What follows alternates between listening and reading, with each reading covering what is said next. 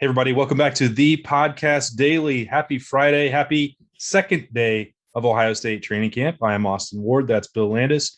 And today, as we get set for day two, we're going to rewind a little bit to day one and 2, 3, 4 guys who, Bill, it doesn't seem like there are any true position battles. A lot of drama for Ohio State this camp. You made that point earlier on in the week, and that part is a little bit strange, but I think the way you termed it was interesting, and we're going to dive into that. Some guys who may be able to turn some position competitions into tight battles by the end of camp. I think that's a fair way to assess it. Yeah, I think so too. Not trying to foster controversy here, but trying to make camp, I think, a little more interesting. This is my 8th or 9th camp. I can't quite remember. Maybe the least amount of intrigue in terms of position battles, unless some of the guys we talk about here do in fact shake things up, which I think could very well be possible. The guy, just to kind of kick it off, that the guy who was sort of the impetus of me saying that was Evan Pryor, and running back. And I know we've talked about him quite a bit, so I don't want to belabor the point, but I think that's the kind of guy we're talking about. A guy who seemed to have a really good spring. Well, first of all, seemed to come out of his freshman year just sort of with a new mindset. I think maybe got a taste of actually what it takes to become a player at Ohio State, to get on the field in a meaningful way, to get the ball in your hands the amount of times that you'd like to. So he seemed to take that to heart and really put it into what was a solid spring and summer. And he's not coming out in this camp trying to take Trevion Henderson's job. I don't think that's what we're talking about, but I think most people would have assumed that the pecking order there is Trevion Henderson, Mayan Williams, and then Evan Pryor. Well, maybe it can be Trey and then Evan and then Mayan, or maybe Mayan and Evan are a little more even perhaps than people thought they would be. So I think when you try to figure out who could make camp a little more interesting, you look at guys like that. Yeah. I mean, Evan Pryor throughout spring, he certainly caught everyone's attention who was there. I mean, physically, he looked much different, much stronger.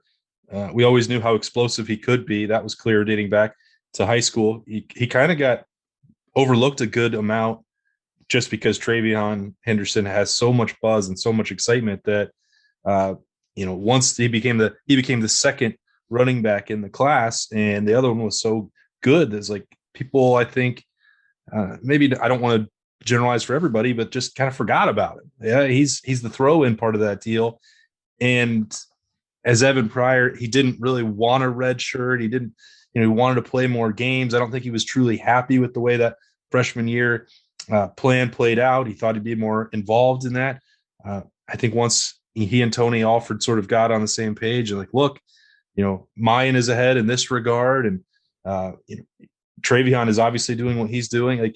It's not going to be as easy as maybe you thought to get on the field. And I think some of that mindset switch that you're talking about, had to happen in the middle of the season, then carry that through winter workouts. Spring was pretty impressive.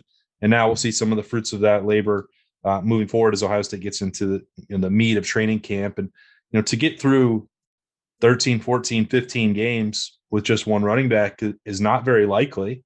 So no matter how Ohio State carves out a role for Evan Pryor, it could get larger just by the wear and tear of that position. To have 3 guys of that caliber would obviously be a huge benefit for Ohio State. So that's Evan Pryor, really a good one. Yeah, I was trying to think of some other guys on the offensive side, and frankly, I found that really difficult. As I was making the list here, I kind of landed on mostly defensive players, but one other offensive guy that I will mention at receiver is Jaden Ballard, who I think maybe much like Evan Pryor just sort of gets forgotten about because of the class that he came in with. This is another kid who was a top 100 player. Same deal as Evan. If Evan was the only running back in Ohio State's class, I think people would have been thrilled by that. And if Jaden Ballard were the, second best receiver in that particular recruiting class, I think people would have been thrilled by that too. It just so happened that I think he was the 4th in that class and it was still a top 100 player. But he's got a really intriguing skill set. I think actually a skill set that's a bit different from the rest of the guys that we're assuming are going to get touches at the receiver position. So obviously it's Jackson Smith and Jigba Show, and we're all expecting big things out of Marvin Harrison. But then when you get to the Julian Flemings and the Emeka Ibukas, maybe Jaden Ballard is a guy that we come to take a little more seriously as someone who's going to try to crack that receiver rotation. Yeah, I think to me, it would be at the tight end spot overall just had the most questions, most uncertainty maybe. I don't know the right way to phrase it. It's on paper not got a lot of the proven production the way that group has had in years past. So if we're assuming that it's Joe Royer and Cade Stover with a little bit of Mitch Rossi, that could mean that G. Scott counts as a surprise in that regard, or pushes for some of that playing time. If he's at 240 plus pounds, certainly the arms looked like they were much larger than they had been before. We'll start with the beef added up there. It's funny. G. Scott arrived with the reputation as the best blocker amongst some of those wide receivers, and that he was always willing to do that. And that could help him see the field.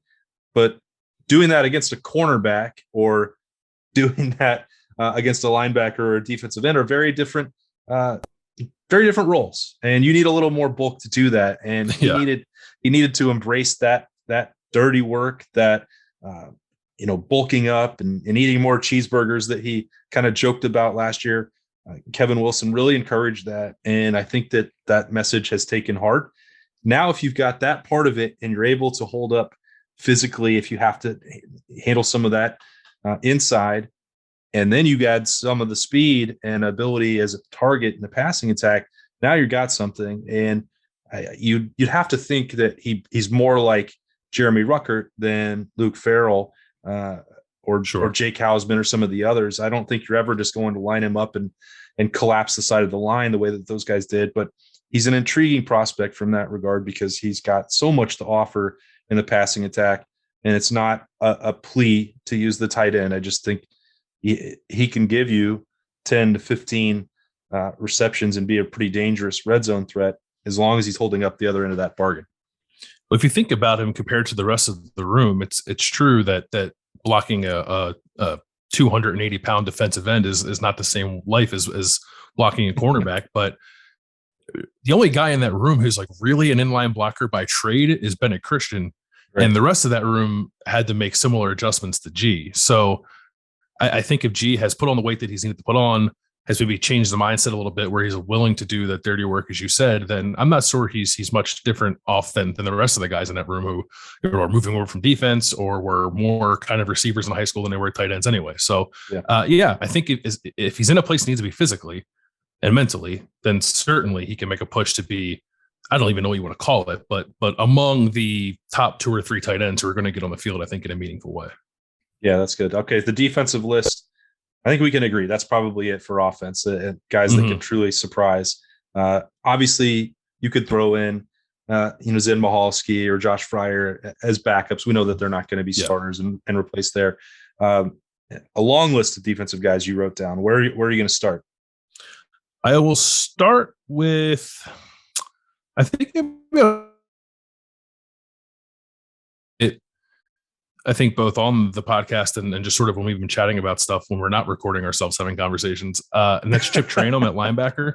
And he, I'll be honest, I was not expecting much from him. And I think part of that was just sort of being a little down on the idea of trying to do the running back to linebacker thing again. And honestly, it worked so well with Steel Chambers that in my mind it was just like, well, there's no way they're going to go 2 for 2. Yeah. And I think maybe that's because I just don't like the plan, but there seems to be a decent amount of buzz about Chip. So I don't know. He's an incredible athlete. We know that. I watched him play in high school. He was a dynamite defender in high school. So if he's kind of gotten more comfortable there, and I think the thing that's number 1 on the list for Jim Knowles for his linebackers is getting some more athleticism on the field. Well, doesn't get much more athletic than a guy like Chip who's really good at college running back before he decided they want to play linebacker. Yeah, no, that's a great place to start. And if you're looking for that projected depth chart to shake up, I think we can all assume and had that confirmed on Thursday that Tommy Eichenberg and Steel Chambers are at the top of that list. But when you're looking for a dynamic trait, that speed, that sort of physical development that Trip Trayanum has also undergone over the last couple of years of playing Power 5 football, it's notable. It's impressive. He shows up when you see him on the practice field. If you're looking for somebody at linebacker to jump up, I think that's probably a natural place to start. Cody Simon is going to push for some playing time as well, but he's also started a bunch of games. He's sort of a known quantity at this point. It wouldn't be necessarily the same to lump him in there, in my estimation. Defensive line, how's that truly going to shake out? Are there going to be real surprises, I doubt it. I guess, Ty Hamilton would probably fit. That was into one that I mold. had down. Yeah. Yeah. Okay. Yeah. Because I think the entire conversation about defensive tackle has been, are Tyleik Williams and Mike Hall going to kind of supplant Teron Vincent and Jerron Cage as the top two guys there? All four will play, but who's going to play the most? And Ty Hamilton, I think, just gets sort of tossed aside in that discussion. And I think Ty's been a pretty solid player for them when he's been out there. But the thing with him that's always in the back of my mind is that first year he was here in 2020, I feel like he was the freshman who was talked about the most. He kind of came out of nowhere, lost his black straight pretty early, I believe, and just seemed to have a lot of buzz there. And I don't know that buzz hasn't necessarily equaled a ton of playing time, but I think that buzz was there for a reason. So if he's continued to progress in the way that you thought he might based on that, and you think you work in the fact that his brother had a career arc where he was one of the best defensive tackles in the country by the end of his career, just took some time to get there. Maybe Ty can be on a similar path. Yeah, he's a really interesting guy in this discussion for me. I like his upside. It's not to take anything away from Mike Hall or Tyleik Williams or some other guys involved, but I can't get the memory of what Devon Hamilton became at the end out of my mind. And now they're not identical players, and physically they, sometimes you wouldn't even, if they were just lined up in pads, you wouldn't think that they were, they shared a lot of genetics in common. They don't look the same physically. So the impact, I think, would be a little bit different, but I don't know. He seems like someone who could make a mark, maybe rushing the passer a little bit too with 3 technique. Who knows how that's going to shake out? I think he's got the versatility to play kind of either role on the inside. We'll see how that transpires throughout camp. Berm's not on this episode with us, but the other guy who remains very fun to watch is Cameron Martinez, and Tanner McAllister is going to have the lead probably throughout camp, and he'll probably be starting against Notre Dame and maybe for an extended period of time after that. But Cameron Martinez, I think, is closing that gap or has the potential to. I thought he had a really solid spring. I thought he's acclimated well to playing a defensive back. That wasn't as easy as maybe anybody envisioned or hoped. And you can understand why. He had to undergo not just the physical transformation and then learning a new position, but also just getting comfortable and getting it out of his mind that he's not going to touch the football and have 9-minute touchdown reels on YouTube anymore. So now that he's through that part, I think, the light was always on, but now it's burning much brighter. And there's a non-zero chance that he could at some point, at least, if not surpass, at least even up some of the reps with Tanner McAllister. I don't think that would surprise me at all. No, it wouldn't surprise me either. In fact, I'm almost expecting it. And the other thing with Cam too is I remember talking with him in the spring, because there was a time last year where I feel like we looked out on the field and like Cam was playing free safety when he had never played that before. It just seemed like they moved him around a lot. And to be a guy who was an offense first player, was already making a difficult transition to the other side of the ball, but then was sort of pulled back and forth between a couple different positions. I just don't think that helped him very much. I still think he's developed well in spite of that. But to now know that he's a nickel, that's what he is in this defense. He's going to play the nickel position. He's been able to focus on that probably since Jim Knowles was hired. I think that's going to benefit him in the long run. So I agree with you that I would imagine that Tanner McAllister starts against Notre Dame, but if Cameron Martinez is starting by week 4 or 5, and Tanner still plays, but Cam is the guy who kind of rises to the front there, I wouldn't be surprised by that at all. Yeah. All right. Anybody else? I had Jordan Hancock down. That's kind of an obvious one. I think maybe he's probably been talked about too much to put in this category. And then the other one was Kai Stokes, but I think that's just because I wanted to say his name because I like him. I don't like, is he really going to play ahead of Ronnie Hickman and Josh Proctor? No, I don't think that's going to happen. I think he can get on the field in some capacity, but I don't know if it's going to be in the kind of way we're talking about probably until the 2023 season.